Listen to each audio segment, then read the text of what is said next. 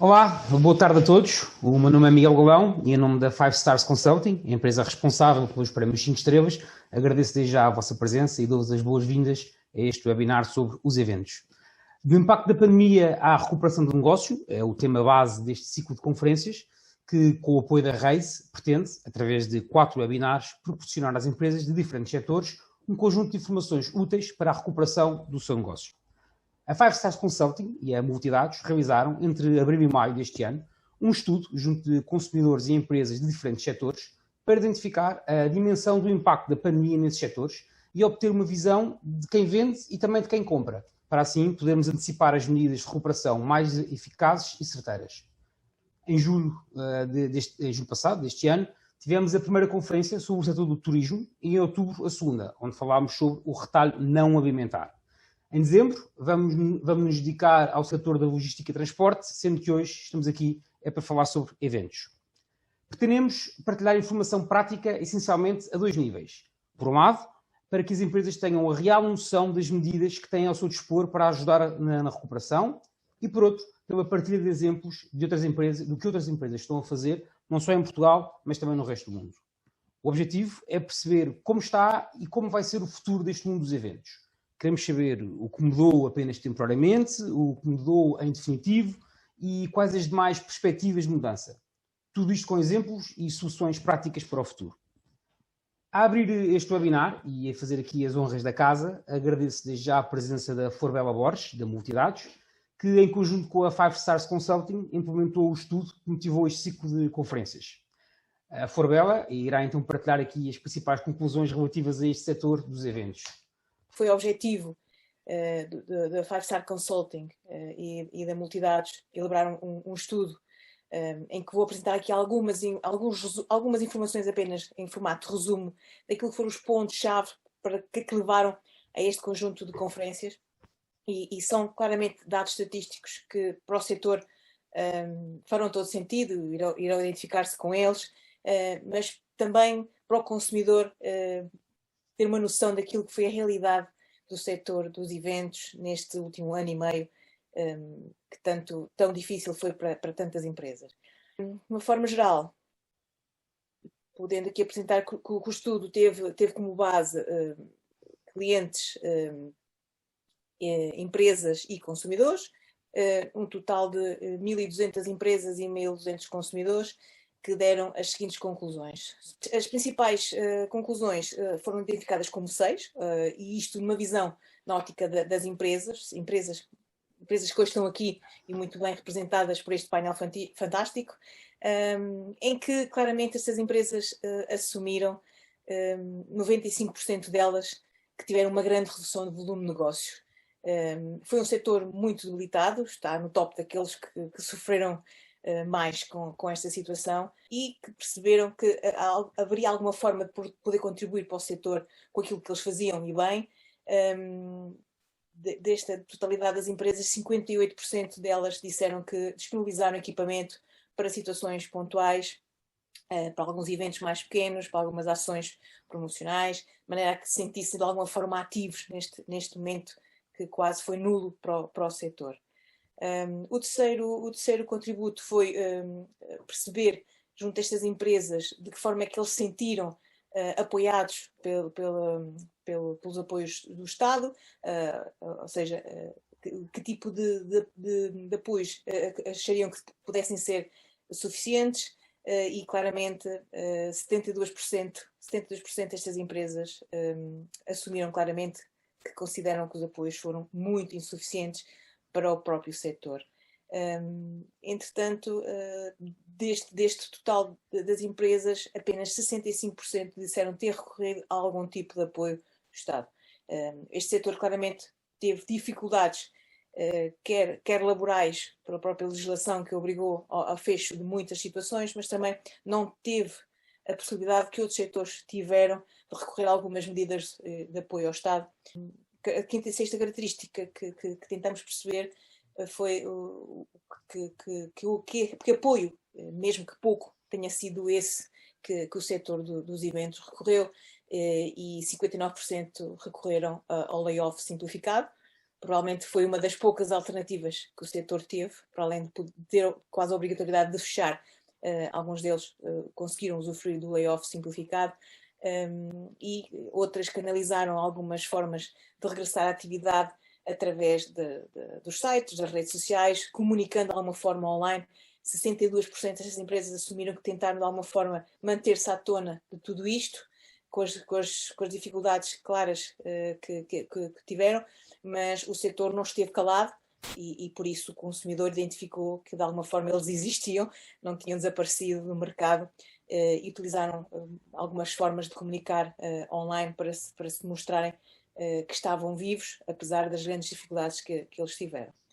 Depois tentamos ver o ponto de vista do consumidor e claramente as principais conclusões que o consumidor nos trouxe para o setor foi de que estas pessoas sentem-se seguras em ir a eventos e identificam que a máscara foi considerada como uma medida que traria alguma segurança para eles, alguma ou bastante segurança para eles, e por isso 78% dos consumidores acredita que a máscara nos eventos traz segurança e poderá trazer o funcionamento quase normal, ou dito possível normal, do setor aos dias de hoje, mas claramente o consumidor sente falta dos eventos e acredita que é uma forma de poder colmatar essa mesma falta e dificuldade de os implementar.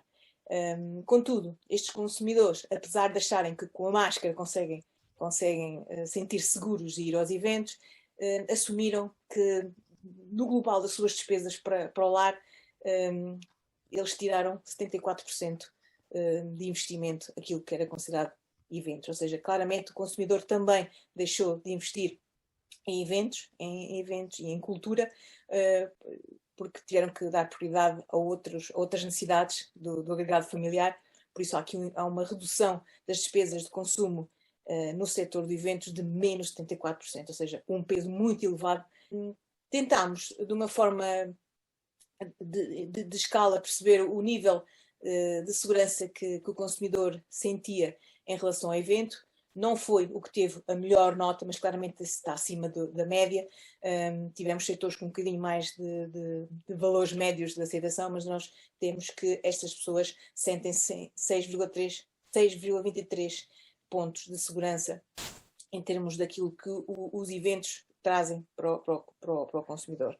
Isto claramente vem de encontro àquilo que são os dados que já anunciei, ou seja, mais de metade das pessoas sente-se segura em ir a eventos com máscara, as pessoas sentem necessidade dos eventos, reduziram o investimento nos eventos, mas acreditam que os eventos poderão entrar no seu dia-a-dia, no seu normal funcionamento e claramente estas pessoas, aquilo que viram até agora e daquilo que usufruíram até agora, avaliam numa escala de 6,23 de confiança.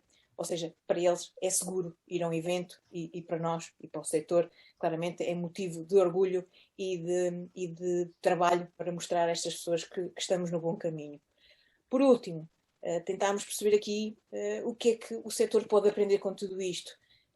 Não só o setor dos eventos, mas claramente o setor dos eventos tem muito a retirar como missão e como lição daquilo que foi este período.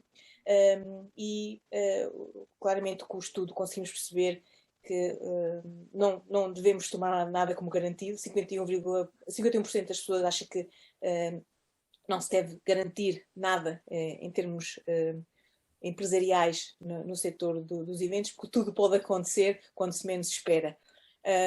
Claramente terá que haver uma maior preocupação com a higienização e segurança dos espaços. Isso vai ser uma preocupação geral, mas não com um peso que possa preocupar o setor, contudo há aqui um 39%, e muitos destes empresários e muitas destas pessoas deste setor sentem que efetivamente não estamos a ser valorizados, que os eventos não são valorizados e que claramente há aqui algo que tem que ser feito e depressa para que o setor consiga novamente entrar no seu rumo e combatar as necessidades de consumo de cultura e lazer que o consumidor português está muito habituado. Somos top, estamos no top dos principais países consumidores de eventos e de cultura, por isso faz todo sentido que isto seja levantado, que isto seja equacionado e que se ponha em cima da mesa tudo aquilo que são as características e vantagens que esse setor tem para o consumidor, assim como todo o bom trabalho que o setor dos eventos tem feito com as devidas dificuldades e que devemos claramente premiá-los de alguma forma. Por isso, acho que temos aqui mote mais que suficiente para poder olhar para este estudo e olhar para as opiniões do painel que temos hoje aqui, porque claramente terá muito que nos contar e muito que nos dizer daquilo que foi a realidade do setor difícil, o setor de eventos. Por isso, a lição de hoje é não tomar nada como garantido. Obrigado, Florbela, pela partilha destes dados que são sem dúvida interessantes. Mas antes de irmos ao painel de debate, vamos falar de festivais, já que eles são uma das máximas expressões dos eventos lúdicos. Ricardo Bramão é fundador e presidente executivo da Aporfest, a Associação Portuguesa dos Festivais de Música, e vem partilhar connosco quais serão os desafios e qual a nova vida dos festivais numa altura pós-Covid. Ricardo, bem-vindo, obrigado pela disponibilidade. Diga-nos então, por favor, qual é que será esta nova vida dos festivais? Nós, no ano passado, em 2020, tivemos o Talkfest, que foi um evento que foi realizado à quarta ou à quinta vez. Ou seja, nós tivemos desde dezembro de 2019, começámos a sentir uma imensa ansiedade com as notícias que estavam a vir da China, não sabíamos o que é que estava a acontecer, o que é que iria causar, portanto, a partir daí foram meses de enorme ansiedade. Estávamos dentro do chapéu da BTL, do Centro de Negócios da BTL, pertencia à BTL, mas uma unidade à parte, portanto nem sabíamos onde nos encaixar, se era um grande evento ou se não era um grande evento, porque quem não se acedia ao nosso evento através da BTL. Portanto tivemos uma enorme ansiedade. A BTL, como sabe, foi o primeiro evento mediático que foi colocado sobre esta questão Covid, foi o primeiro também a ser adiado, e nós já arranjámos muito à pressa um plano B, e esse plano B também não resultou, ou seja, subdividimos o evento, em vez de ser na BTL, a parte das conferências, a parte profissional e a parte dos prémios numa sala de espetáculo, ao qual depois tivemos que o cancelar no dia em que foi declarada a pandemia. Portanto, nessa última semana, de repente os oradores não podem viajar, os colaboradores também com medo, com receio, portanto, essa enorme ansiedade culminou que tivéssemos que adiar o nosso evento. Portanto, tivemos ali muitos meses sem saber o que realizar e, portanto, e transformarmos o evento online. Nós tentamos ver sempre as coisas de uma forma positiva, ou seja, o que é facto é que o nosso evento vive muito do presencial, do networking das pessoas, do contacto com os oradores nacionais, lá de fora, dos testemunhos que é possível ter.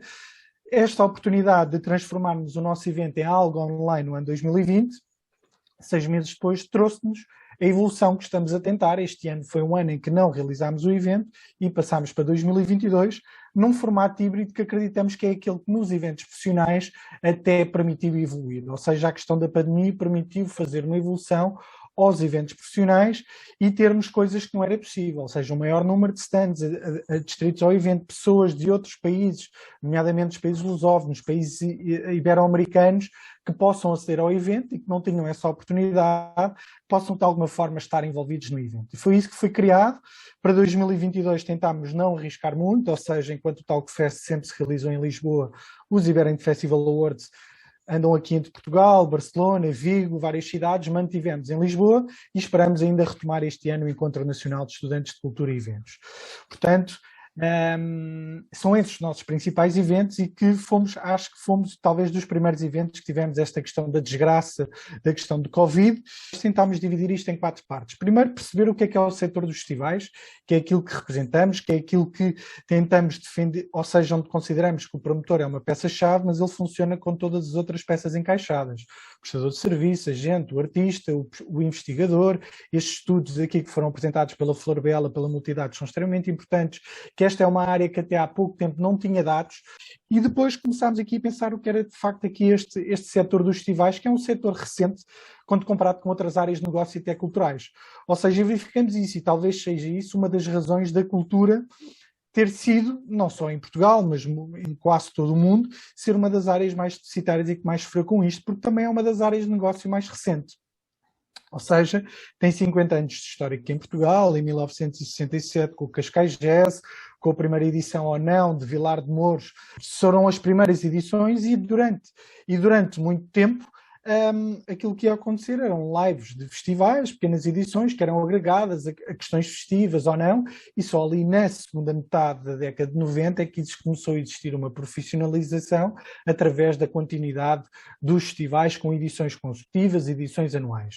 E, portanto, isto faz com que exista uma dificuldade na regulamentação e certificação, ou seja, sentimos isto, ou seja, porque é muito difícil standardizar o que é um festival.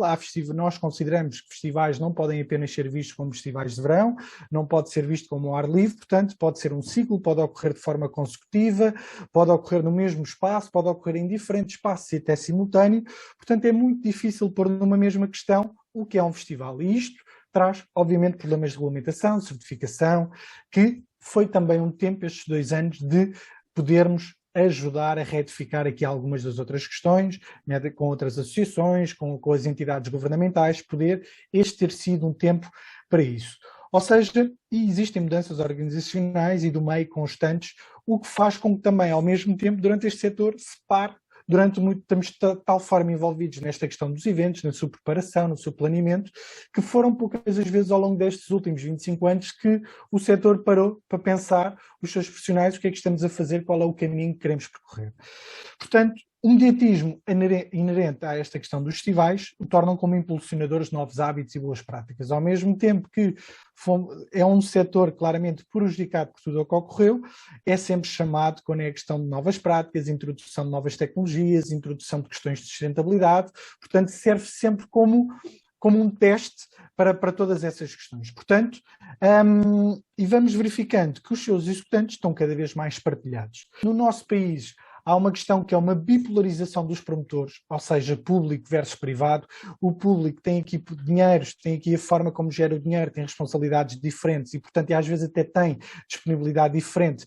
Portanto, pode ser uma concorrência desleal e existir este equilíbrio de organizar eventos entre público e privado, da mesma forma que o público também permitiu que muitos eventos e muitos festivais pudessem ocorrer através dessa facilitação. Portanto, é através daqui um panorama até muito específico de Portugal, esta bipolaridade entre o setor público e o setor privado na execução dos próprios festivais.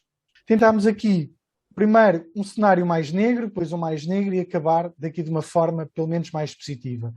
Percebemos que a questão epidémica não está ainda resolvida no presente, não podemos, e quanto maior a importância do festival, maior também a sua preponderância em termos daquilo que quer angariar em termos de público internacional, em termos das bandas que quer receber nos seus eventos, portanto tem que ter em consideração que a questão epidémica não está resolvida entre portas e muito menos além fronteiras também.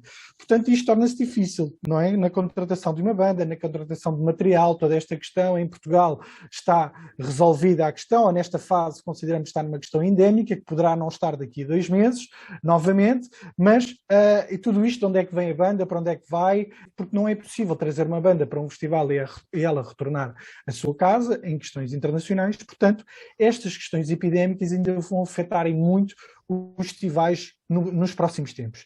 Temos uma crise económica à vista, tudo isto vai afetar de uma forma direta e indireta aos festivais. E direto com a questão do custo de transporte dos seus materiais, que é muito voltada, a pegada que deixa-se a nível de transporte, os voos que são fretados para as bandas, para o staff, toda essa questão, e depois, obviamente, com tudo isto, todos os custos indiretos que vão ficar inerentes a esta questão.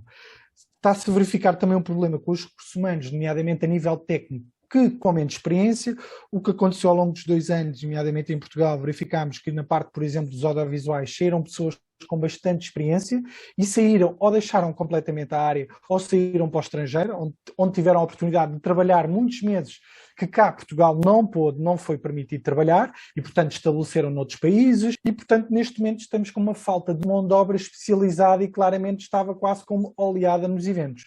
Isto vai fazer ao mesmo tempo com que os eventos demorem mais a realizar a sua própria produção, porque os seus próprios recursos humanos têm menos capacidade, menos proficiência na execução das tarefas, mais custos de produção, porque há uma coisa que não mudou durante todo este tempo, é o tempo. Portanto, se temos o mesmo tempo inerente à produção, ou alargamos a mesma, ou então tem que ser alargado com o número de colaboradores, número de custos, tudo isso. há, de facto, aqui nova legislação que ainda não foi experienciada, questões de acessibilidade com o Turismo de Portugal, a questão da sustentabilidade, o Estatuto de Profissionais de Cultura, que agora com esta questão do governo sabemos se vai para a frente ou não vai para a frente e de que forma. Portanto, é muito importante saber, entre aspas, com que linhas se vão cozer as pessoas que estão inerentes, o promotor contrata as suas pessoas, os serviços de bar, como é que contratam, de que forma. É muito importante perceber algo que ainda não foi experienciado. Portanto, o futuro, além de trazer muita incerteza, traz nova legislação que vai permitir ainda confundir, mas no fundo acho que também foi sempre isto que se debateu esta área, e se há alguma área que traz resiliência e capacidade de lidar com os problemas em cima da hora, é a área de eventos. Nomeadamente em Portugal, que não temos registro de incidentes críticos desde há muito tempo. Portanto, verificamos até ao momento o número de festivais desde julho a aproximar-se dos anos anteriores, ou seja, comparativamente nós fazemos uma análise do número de festivais de música que ocorre anualmente, verificamos que desde julho o número de festivais é igual ou é muito similar ao que estava a ocorrer nos outros anos anteriores, 2019 até 2012, 2013, mas quase sempre de pequena dimensão, ou seja, aquilo que está de facto a ocorrer em Portugal é de pequena, tirando um ou outro de média dimensão. Ao contrário, por exemplo, de Espanha, em que sim, houve muitos festivais de grande dimensão que não se realizaram, mas houve muitos outros de grande dimensão que adiaram as suas edições há alguns meses e, ok, não ocorreram nos meses de verão, ocorreram mais tarde e, portanto, a Espanha ainda tem um problema em termos de questão climática, mais calor e durante mais tempo prolongado e, portanto, arriscaram mais as suas produções para ainda conseguirem adiar os seus festivais aqui, ou seja, conseguirem já executar alguns festivais já este ano e vamos ver como é que isso livra de alguns problemas que os nossos promotores vão ter para o ano. Mas o que vamos ter é que temos público que comprou bilhetes para as edições de 2020 em 2019 ou no início de 2020 e que hoje é de forma diferente. Se calhar já não estuda na cidade onde ia ver aquele festival, se calhar já se casou, já tem filhos, já não vive os festivais da mesma forma, já não se entusiasma ou gosta de outro tipo de festival, ou o festival hoje já não tem o artista que queria ver naquela altura, portanto o festival tem obrigatoriamente a alterar ali o público e portanto tem dois problemas para resolver. Primeiro, imaginem um festival, tem 10 mil bilhetes ali parados, mas se ele não acrescenta o número de dias que vai realizar em 2022, e houve festivais que já estão a aumentar o número de dias que vão ter em 2022. Porquê? Porque se apenas, imagina um festival com 10 mil pessoas, 3 dias em 2020 e 3 dias em 2022, e que não alterou o seu recinto, portanto tem o mesmo número de pessoas, só vai ter ali uma margem das pessoas que devolveram aqueles bilhetes. As pessoas que não devolveram vão, em princípio, utilizar no ano 2022. Logo, esse festival, no ano 2022, não vai poder ter novas 10 mil pessoas para aquela edição. Portanto, não vai gerar rentabilidade para 2022. Portanto, o ano 2022 também é perdido, assim como foi o ano 2020, porque não pode ocorrer, e porque houve devoluções, o ano 2021, porque não pode ocorrer, houve devoluções, e o ano 2022, para ter esse público, e que não pode acrescentar mais público, infelizmente. Portanto, além disso, temos um promotor a perder rentabilidade para não comprometer o preço final dos seus bilhetes de passe, ou seja, ou eu assumo novamente os preços anteriores, ou mesmo que haja um incremento normal à inflação, mas eu não posso subir muito, porque senão também tenho que ter em conta as dificuldades que em princípio estão inerentes às pessoas no dia 2, menos margem para as pessoas poderem gastar aqui em culturas. Portanto, vamos ter maior dificuldade de garantir um alinhamento artístico sem alterações, porque existem diferentes estadios epidemiológicos por país, continente, bandas que se calhar até querem fazer tours, mas estão circunscritas a continentes onde não existe perigo, não querem arriscar noutros contextos onde não se sentem confortáveis. Além disso, para conseguirmos cativar esse mesmo público, o público voltar a ter confiança a estar disponível para estar presente da mesma forma nos festivais, vai ser necessário gastar mais. Nós verificamos muito no feedback que nos vão dando aqui muitos festivais é que as pessoas estão a comprar bilhetes à última da hora e isso era algo que estava a contrariar os últimos anos, ou seja, cada vez mais as pessoas compravam com antecedência os bilhetes e agora está a reverter-se esta questão. Ou seja, porque as pessoas não sabem aquilo que vai ocorrer, se é mais um bilhete que investiram e que vão ficar com aquele dinheiro parado, obviamente, e portanto também saber se aquele alinhamento é de facto aquilo que se vai confirmar e portanto o promotor tem que gastar muito mais em conseguir convencer aquele público. Esta questão da gestão de bilhetes adiados, cancelados, é um bom ano da questão de para revenda, ou seja, perceber introdução de plataformas que estão a ser lá fora as questões de revenda associadas a bilhetes, ou seja, e tornar isto de forma oficial, o promotor ganhar esta revenda, se oficializar e passar pelas próprias plataformas. Muitos clubes de futebol estão a fazer, muitos eventos estão de facto a fazer, oficializar todo esse ponto. Vai haver mais tempo de pré e pós-produção, com a questão de recursos humanos que lá falámos anteriormente. Temos depois também um problema que vamos verificando, aí estamos a sentir o feedback aqui dos próprios festivais que não nos dizem, as questões das marcas, as questões de sponsors, patrocinadores, as grandes marcas vão fugindo da área dos eventos, não só da área dos festivais, mas da área dos eventos, vão fugindo, ou porque o concorrente também está a sair, está a diminuir o seu investimento, e verificamos que as novas grandes empresas, nomeadamente as tecnológicas, não apostam nos festivais. E é isto, de facto, queremos perceber o porquê, primeiramente, e depois conseguir tentar cativar essa questão das marcas tecnológicas, as novas grandes empresas tentarem apostar nesta área fun, que é uma forma de chegar claramente ao seu próprio consumidor.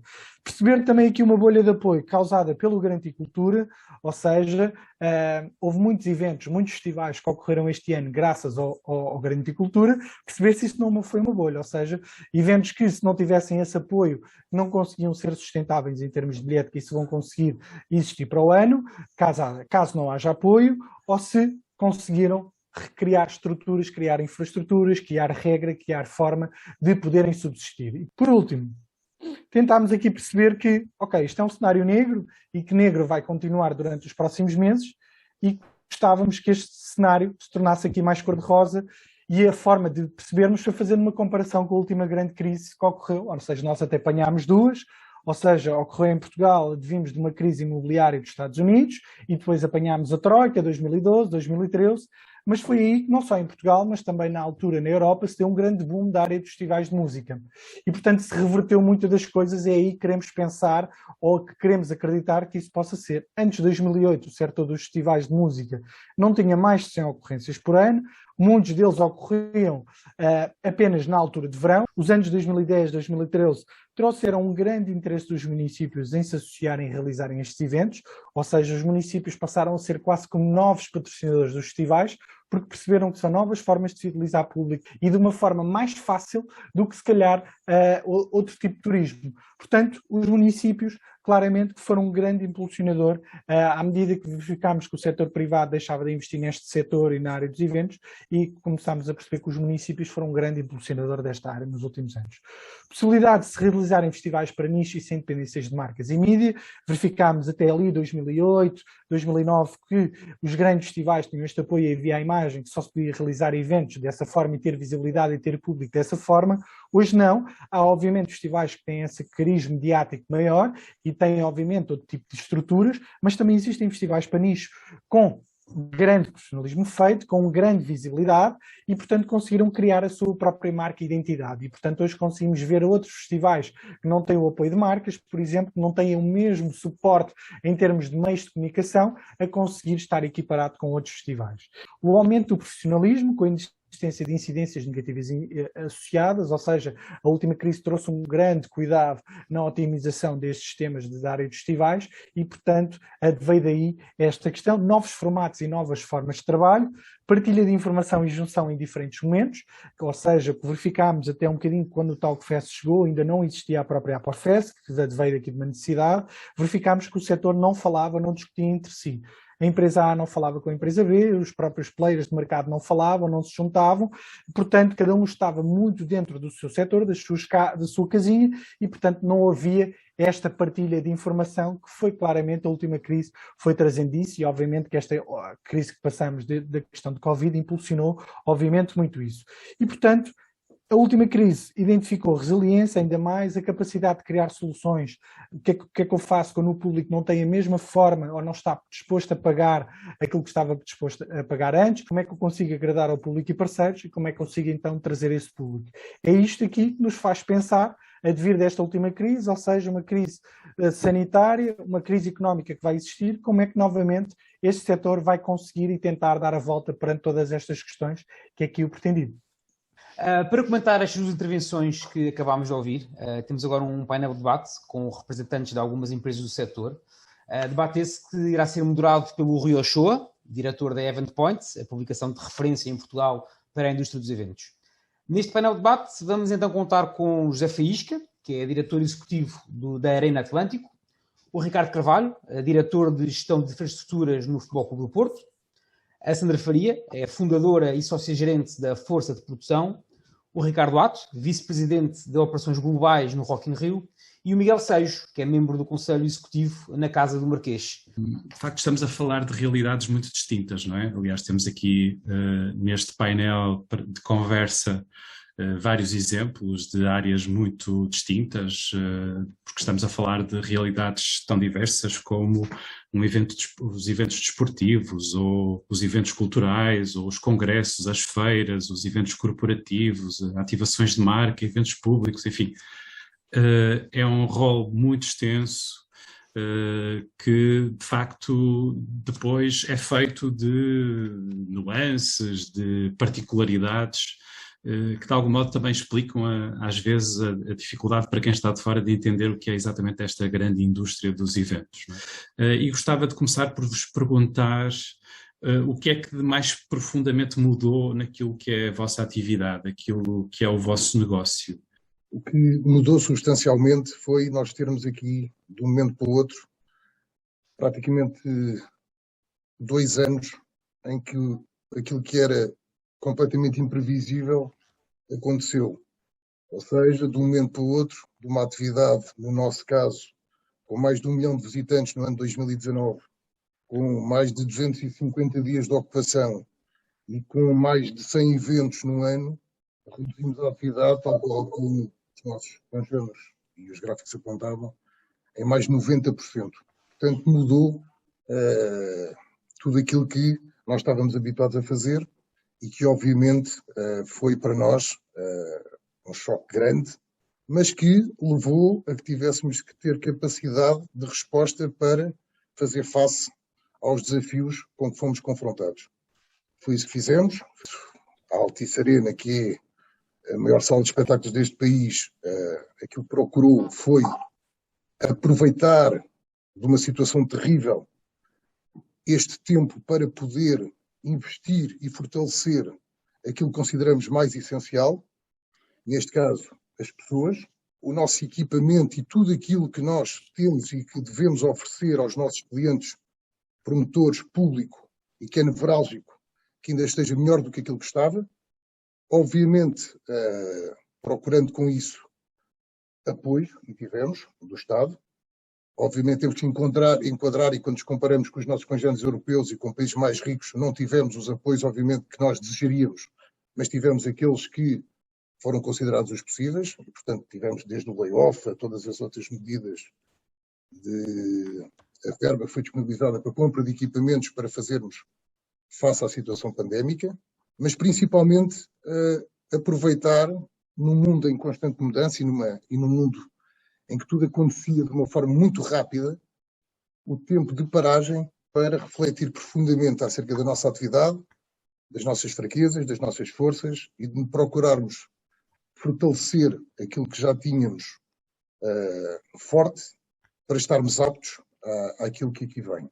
Portanto, aquilo que mudou foi, de um momento para o outro, esta travagem brusca em que ficámos sem público e sem eventos, praticamente, e estarmos agora aptos a fazer face à situação com que estamos a ser confrontados, que é uma situação que se espera de retoma continuada e progressiva.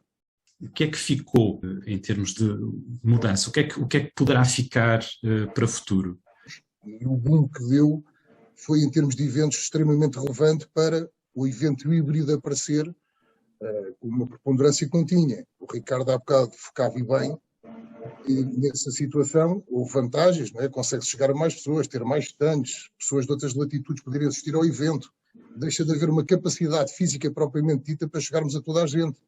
Mas isso leva, obviamente, a que, como nós fizemos e temos feito, ao termos isso como adquirido,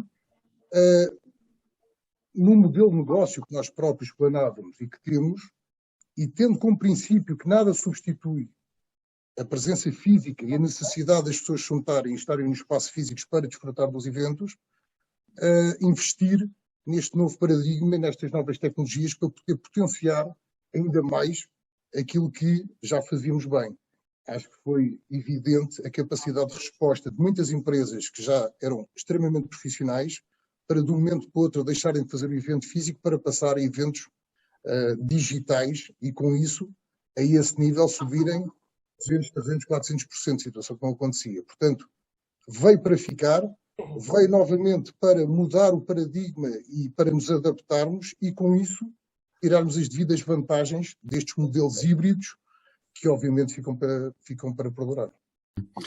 Ricardo Carvalho, quem trabalha inserido num clube desportivo, como é que olha para estas mudanças todas e o que é que pode ficar para o futuro? Na realidade, está a sentar o pó. Nós, neste momento, não sabemos propriamente quais são os danos da explosão. Na realidade, nós passamos todo este tempo a afastar as pessoas que sempre acarinhamos e sempre as quisemos ter perto de nós.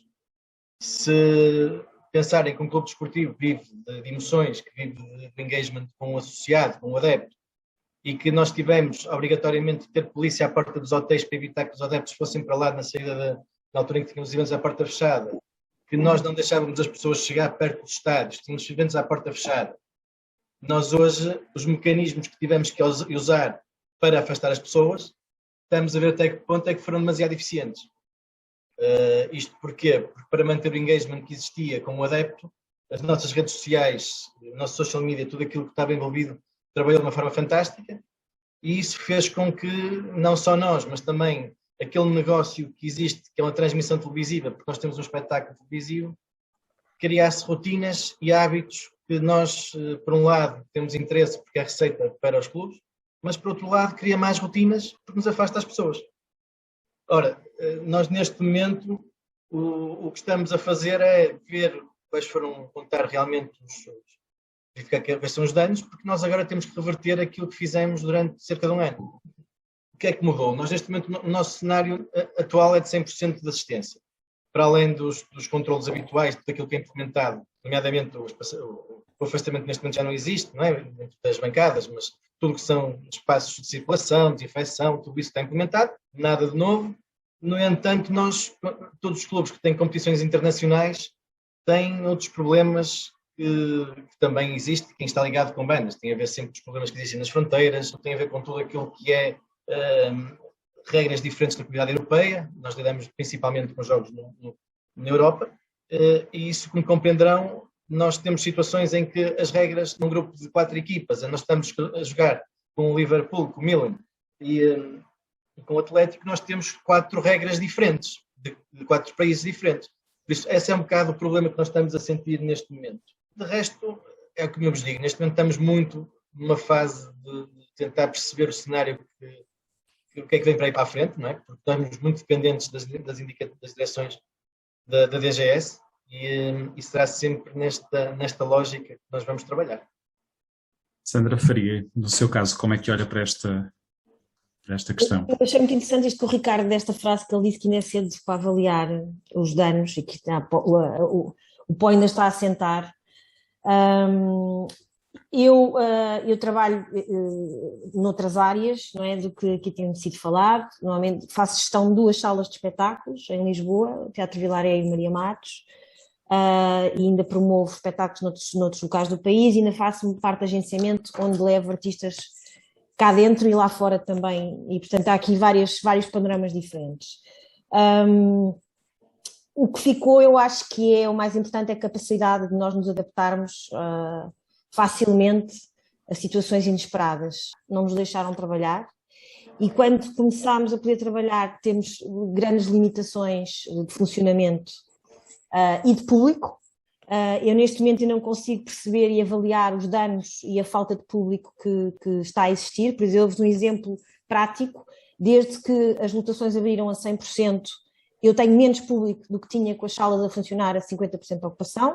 Eu acho que isto é devido a um excesso de oferta e as pessoas poderem fazer, o público ter outras atividades e gastar o dinheiro noutras atividades que antes não poderia fazer e, portanto, ia para uma sala de espetáculos e agora se calhar vai para um bar ou vai mais jantar fora, não tem tanto receio. E, portanto, há aqui um problema grave, a meu ver, de conseguirmos avaliar o público. Portanto, temos uma sala cheia um dia, como temos uma sala vazia no outro dia a seguir, e, portanto, há aqui uma ausência de planeamento, de estratégia, de como se comunica, o que é que estamos a fazer mal, o que é que estamos a fazer bem, Portanto, o que ficou, o que temos sentido e o que eu tenho sentido é uma necessidade profunda de estar muito atenta diariamente ao que acontece e, portanto, estar muito conectada com o presente para tentar a cada dia dar as respostas nesse presente. Portanto, não consigo pensar num futuro a longo prazo, a criar uma estratégia a longo prazo. Acho que ainda não estamos nesse momento. E também ficou muito presente, no nosso caso, a necessidade de maior solidariedade e maior dinâmica de parcerias entre promotores, entre artistas. Não sei se veio para ficar, acho que infelizmente não. Acho que quando isto tudo começar a correr normalmente, volta tudo para as suas bolhas e para as suas quintas. E o que foi importante, e por exemplo no meu caso com as salas de espetáculos, o que fiz e que quero continuar a fazer foi ceder as salas de espetáculos quando estavam a funcionar e quando puderam abrir, em alguns dias, onde seja promotores, seja artistas, só pagavam os meios humanos das pessoas que estavam a trabalhar e portanto eu cedia a sala a custo zero e onde levavam toda a receita de bilheteira para tentar um bocadinho ajudar a retoma e ajudar que as pessoas quisessem fazer espetáculos. Estou a falar isto no verão de 2020, quando foi permitido, a partir de junho de 2020, fazer espetáculos. Eu abri um teatro em plena pandemia, o Maria Matos, inaugurei, e fiz isso, e a verdade é que as salas com os 50% estavam cheias, os artistas saíam motivados, as pessoas saíram motivadas, as equipas estavam felizes a trabalhar. E, portanto, este espírito acho que é importante ficar, porque nós não podemos dar nada como garantido. De um dia para o outro tudo muda e nós temos de estar preparados para essa mudança. Ricardo Ato, como é que olha para esta questão? Nós acabamos por nos surpreender com essa capacidade, essa resiliência, para algo que nós não estávamos preparados. Início de março de 2020, parecia impensável ter que adiar um evento da dimensão do nosso, já em montagens, e a verdade é que a relação com as marcas e com o próprio público foi extraordinário e não foi mais fácil do que se calhar aquilo que nós imaginávamos. Isso obriga a repensar, a olhar para dentro. Tivemos muito tempo também, não é? Para olhar para tudo. A nossa maior preocupação foi realmente com as pessoas, principalmente com a cadeia produtiva. E tivemos que olhar, enfim, repensar o evento, ver o que podíamos modificar, não podíamos. Conseguimos manter uma relação, conseguimos manter o mesmo cartaz, o que trouxe sinais muito positivos, mesmo em relação à quantidade de bilhetes que tínhamos vendidos. Tivemos uma devolução mínima. E tivemos que nos desafiar, tendo em conta que somos essencialmente um evento de comunicação, como conseguir comunicar o mesmo festival, não é? Por duas vezes. Nós já estávamos a pouco tempo da edição de 2020 e adiámos para 21 e depois de novo para 22. E é sempre o mesmo festival, com as mesmas bandas. Então reinventámos um pouco o conteúdo do nosso evento e tentar esse desafio junto com os parceiros para o que vamos encontrar em 22. Há alguma ansiedade, que já foi aqui também mencionada, por conta daquilo que nós vamos encontrar lá, não é? Esta pandemia trouxe-nos esse alerta, não é? Algo que nós nunca imaginámos. Fomos obrigados a esse desafio, mas agora vivemos com nós dizemos, não é, com essa nuvem sobre o que é que realmente vamos encontrar lá, como é que a situação vai estar, como não vai estar, principalmente pela situação económica, e obviamente isso leva-nos a fazer muitas ponderações e a repensar o que é que poderemos ter.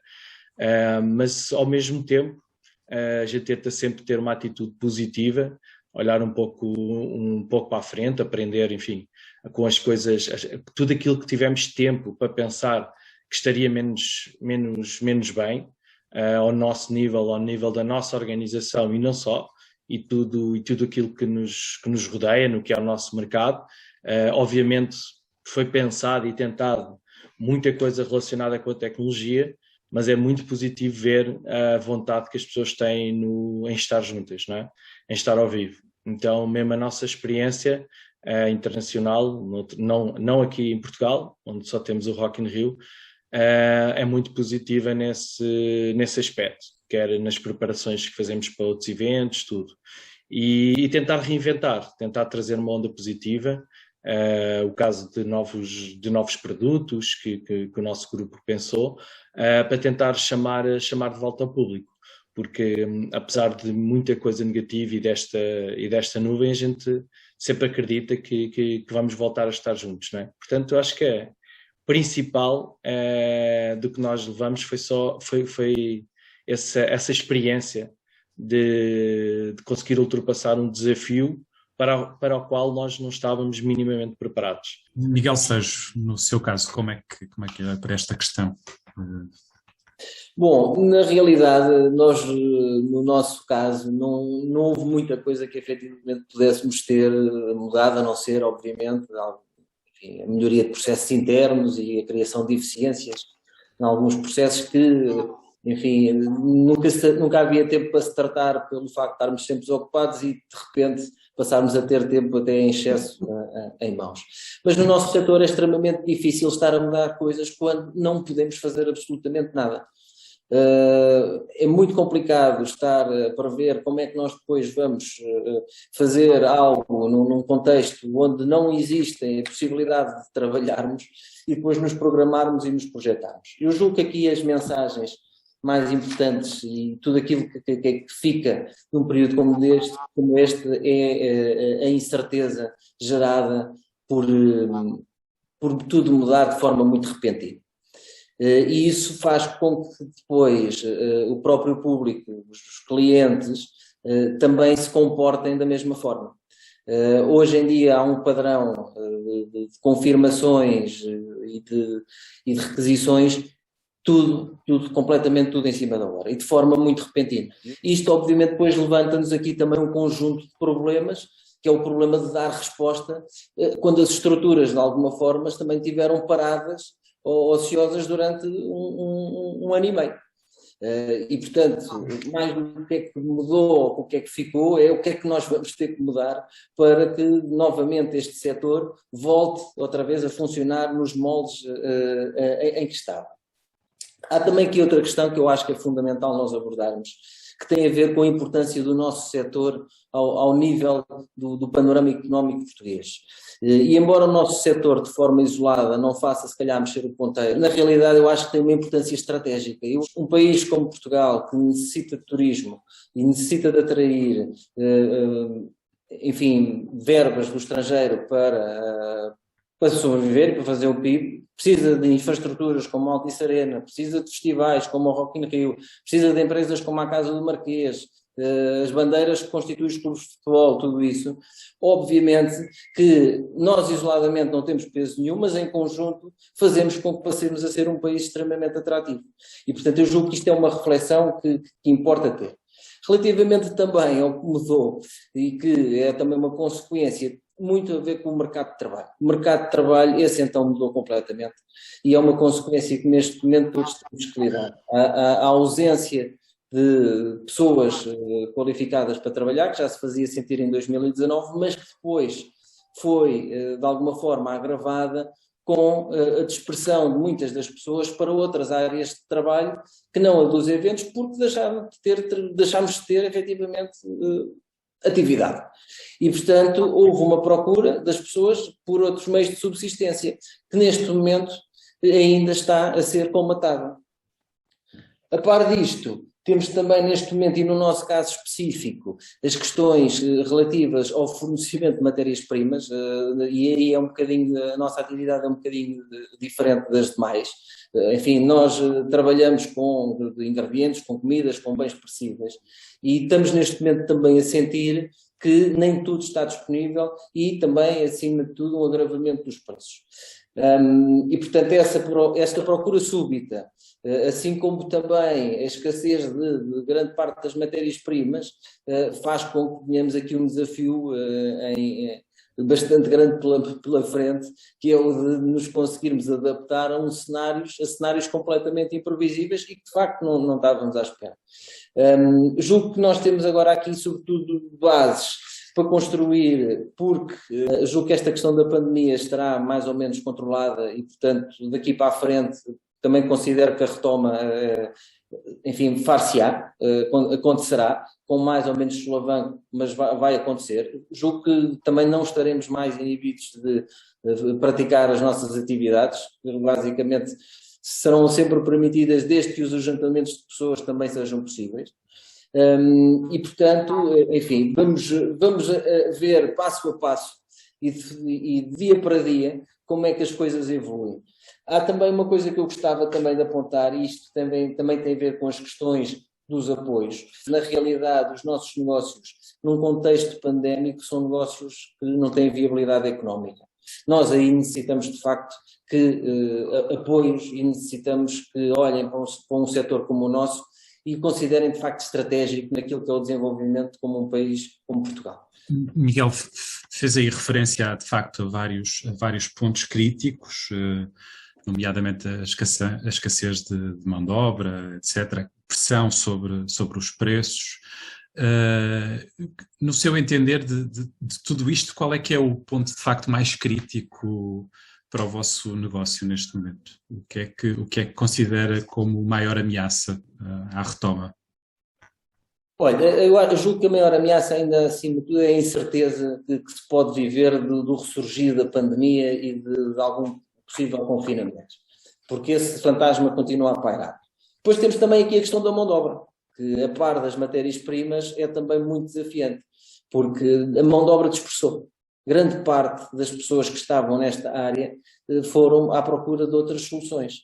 E agora há de haver um tempo em que as pessoas, em que se tem que formar novas pessoas, mas também há de haver um tempo em que alguns dos apoios que foram dados para as pessoas fazerem face à pandemia e de alguma forma, enfim, não estarem a trabalhar, com esses apoios necessários eu também estimo que nessa fase o mercado possa regularizar e possa haver novamente uma oferta de mão de obra um bocadinho mais elevada que aquela que temos atualmente. Ricardo, como é que olha para estes pontos críticos, digamos assim, para uma retoma efetiva? Na última edição, nomeadamente em 2018, a gente já teve alguma dificuldade. Ao contrário do passado, havia alguma falta de determinados profissionais mais especializados. Isso já se fazia sentir e, portanto, há essa grande preocupação. Nós tivemos um contacto mais direto com o que é fornecedores e hoje já sentimos e já se ouve falar muito de certas dificuldades. Há esse receio, principalmente ao nível de certas matérias-primas e o impacto que isso ainda pode vir a ter a médio e a longo prazo. Ou seja, não sentimos, no nosso caso, que temos estrutura em outros países, tivemos muito mais facilidade a vários níveis, fiscal e financeiro, e, por exemplo, até ao nível de formação de profissionais, tudo, verificámos projetos de formação e de apoio aos profissionais que em Portugal foram muito reduzidos e de grande esforço. Então isso é preocupante. Sandra, como é que olha para esta questão? O que é que a preocupa mais nessa retoma? Esta ausência de recursos humanos é muito notória, nomeadamente em equipas técnicas. Nós, com o caso do Garantir Cultura, que há pouco foi falado pelo Ricardo Dramão, há espetáculos de norte a sul do país a acontecerem, muitos deles sem público, portanto não, as pessoas tiveram o apoio e tinham que fazer os seus projetos, têm um prazo para fazer o projeto e, portanto, têm que fazer de qualquer maneira, sem muitas vezes pensar, lá está a ausência de estratégia, porque não existe essa possibilidade de será que existe público para o espetáculo que estamos a fazer? E queremos técnicos e não temos técnicos, equipas técnicas para trabalhar, está a ser muito, muito, muito complicado. Paira também este fantasma de que eu também quero acreditar que não, de novos confinamentos ou proibições. Posso-vos dizer que na semana passada um concerto de Salvador Sobral foi cancelado, que estava marcado, porque o país, neste caso a Letónia, tem 4 semanas de confinamento, portanto está a voltar, há assim uns fantasmas a pairar no ar em alguns sítios da Europa e portanto há este receio de poderem chegar cá, mas há este perigo o inverno está a chegar, os casos estão a aumentar, as pessoas começam a entrar em pânico, ainda não passámos a tempestade, não é? A tempestade ainda está aqui um bocadinho a pairar e há este receio de o que é que vem aí a seguir. Portanto, ainda não há um descanso, vamos poder arregaçar as mangas e trabalhar com a tal estratégia que eu falava. Não, ainda temos que estar muito atentos ao cada dia, como é que vamos lidar com tudo isto, porque isto é uma falsa retoma, ainda na minha opinião é uma falsa retoma, e a prova disso é que, como eu falei há pouco, não há muito público nas salas de espetáculos neste momento, e é geral, tenho falado com colegas promotores, e portanto está-se a passar, não sabemos porquê, se é esse excesso de oferta. Há sim, de repente há um evento internacional e que vende muitos bilhetes, mas é uma situação rara, e tudo o que vem, que as pessoas e que o público sente como isto é uma única oportunidade, one shot para ver aquilo.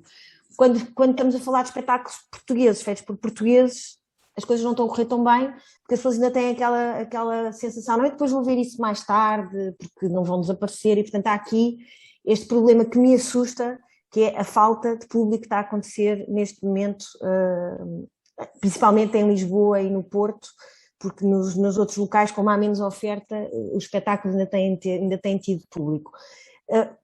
Os espetáculos online não funcionaram, no meu entender, portanto esta parte tecnológica que ajudou muito os eventos corporativos e alguns setores, no caso dos espetáculos ao vivo, as pessoas ficaram cansadas dos streamings e do online, e portanto acho que a coisa não pegou, e na minha opinião ainda bem, porque nada substitui o público estar numa sala ou num recinto de espetáculos a viver o espetáculo ao vivo naquele momento. Portanto, há muitas aqui ainda, muitas condicionantes que nós não sabemos quando é que elas vão desaparecer. Há muitas situações que nós não sabemos ainda como é que vamos lidar. Ricardo Carvalho, no seu entender, quais são essas maiores ameaças a uma retoma? Nós, infelizmente, ao contrário do que a Sandra disse, o pay-per-view e as televisões estão-nos a roubar muita assistência, porque nós, durante a pandemia, acabamos por criar espetáculos televisivos ainda de melhor qualidade. Porquê? Porque onde estava público permitiu-nos colocar mais câmaras, mais publicidade, e acho que até se criou um espetáculo televisivo melhor do que se devia. E daí também a dificuldade um pouco na retoma, pelos hábitos que foram criados, de algum comodismo que foi criado. Nós, na realidade, acabamos por nunca parar. Basta vocês pensarem que os relevados não param de crescer, não é? Como tal, a nossa atividade foi sempre mantida. O Estado Dragão também era um hub logístico também do Futebol Clube do Porto, tínhamos a Porto Canal a funcionar, tínhamos aqui uma série de atividades que foram funcionando. Daí que, no que diz respeito aos recursos humanos, isto diverge muito. No caso de determinadas funções muito específicas, que é o caso dos jardineiros, pessoal de manutenção de relevados, por exemplo, estamos a conseguir aguentar as equipas, os prestadores de serviços estão facilmente a conseguir combater as falhas. Depois, por outro lado, temos também tudo aquilo que vocês sabem, a falta de limpeza, não é? É difícil arranjar mão de obra mais indiferenciada, rotatividade dos técnicos das infraestruturas. Eu acho que o Futebol Clube do Porto, e não só, também teve aqui uma virtude que também não são coisas mais. Eu gostava de deixar aqui um elogio aos meus colegas, aos professores das modalidades, porque os clubes têm um problema que eu penso que também está um bocado associado a quem está na arte e na cultura, não é? Porque se pensarem que determinadas atividades, como é o caso, enquanto que um trio de cordas consegue ensaiar numa sala, mesmo com algum confinamento, uma turma de balé, uma equipa de futebol não pode fazê-lo, não é? E então nós percebemos que tem que ir à máscara, há contacto. Dificuldade, é o que eu digo, do nosso lado vai ser meter gente nos estádios. Acho que vai ser essa a grande dificuldade, porque isso, apesar de nós termos espetáculos televisivos cada vez melhores, os relevados são cada vez melhores, a iluminação está cada vez melhor, a publicidade está cada vez melhor, o boneco televisivo é fantástico. A nossa dificuldade, para além das partes técnicas, é meter gente entre portas. José Faísca, como é olhar para essas ameaças à retoma? Nós temos desenvolvido um caminho excelente na indústria dos eventos neste país. Temos recursos humanos qualificados, excelentes, ao nível dos melhores. Temos empresas competitivas. Somos um país, como o Miguel dizia bem, que vive muito do turismo, que tem uma importância abissal no nosso produto interno bruto e que traz riqueza para o nosso país e que nos ajudou na última crise a dar a volta por cima. Seja porque fazemos bem, seja porque a percepção que fazemos bem é efetiva e lá fora é valorizada. E nós não nos podemos arriscar a perder todo o capital que foi investido ao longo destes anos, todas as pessoas que conseguiram colocar Portugal no mapa e colocar a nossa indústria ao nível das melhores em termos europeus. Temos, obviamente, de nos organizar, e acho que a pandemia trouxe isso, capacidade de organização e de os vários trabalhadores e técnicos, aliás, a associação criada é um bom exemplo disso, se unirem, falarem, dialogarem, zelarem e defenderem interesses que são comuns a todos, porque mais e melhor organizados podemos, junto da tutela e podemos, junto dos organismos competentes, fazer valer os nossos direitos e termos, sim, um setor regulado que todos defenda. Portanto, a capacidade de gestão, de organização, de conseguirmos em conjunto defender a nossa indústria, acho que é nevrálgica. E isso inclui todos. Inclui a comunicação social e a percepção daquilo que se passa para lá fora, para as famílias, para aquilo que se passa na televisão e para o consumidor final. Obviamente, sim, a Sandra tem razão. Existe uma situação que não é homogénea a nível nacional e existem situações atípicas a esse nível e há essa nuvem de incerteza. Nós conseguimos, e a ciência conseguiu, e o homem conseguiu, em 9 meses arranjar uma vacina para. Hoje saiu um artigo da BBC a dizer que há uma cura que está a ser já em Inglaterra testada. A humanidade provou que junta e com todos a puxarem para o mesmo lado consegue resolver um problema comum. E isso é algo que nos deve fazer refletir e nós não podemos, enquanto país, esperar, como aconteceu, que seja uma união audiovisual a apoiar pessoas que estiveram em situações muito complicadas e graves e difíceis para subsistir. Nós não podemos, enquanto país que tem situações únicas de competitividade mesmo a nível internacional, quando nós dizemos que Portugal é o segundo país mais seguro da Europa, o quarto mais seguro do mundo, é efetivamente assim. Isso tem que ser capitalizado. E isso soma a tudo o resto. Ao bom clima, à gastronomia, ao facto de sermos um país que temos a maior riqueza de todas, que é o povo, que é acolhedor. É, portanto, olhando para as ameaças, mas pensando que temos de trabalhar, sim, nas soluções, todos nós, de forma mais organizada, mais construtiva, mais colaborativa. A vontade de muitos de nós é poder retomar, evidentemente, os eventos presenciais, não é? Não ter as pessoas a assistir remotamente, embora isso, em alguns casos, seja uma solução e seja uma possibilidade que ficará. O grau de exigência aumentou, ou seja, vamos ter que provar valor naquilo que é a nossa oferta nos eventos presenciais. O habitual aumentou.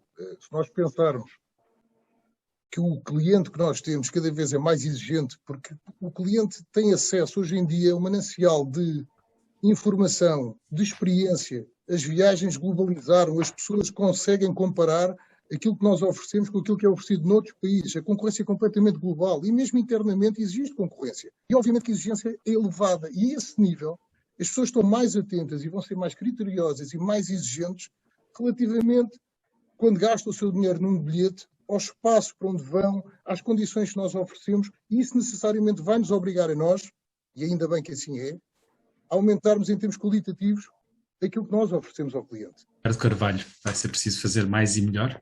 Esta prova de valor deve ser feita, na minha opinião, de duas formas. Quando nós falamos em marcas, como é o caso do Futebol Clube do Porto, é importante que se saiba a responsabilidade que está por trás de garantir essa marca. Isto é, se eu tenho um utilizador que vem ao estádio, eu primeiro tenho que lhe entregar uma percepção de conforto e de segurança. Não chega as pessoas estarem seguras, têm que se sentir realmente seguras, porque é responsabilidade de quem está nas instalações receber e acolher essas pessoas. Nós temos que receber as pessoas da cidade, acolhê-las, mantê-las em conforto e segurança e depois devolvê-las à cidade novamente.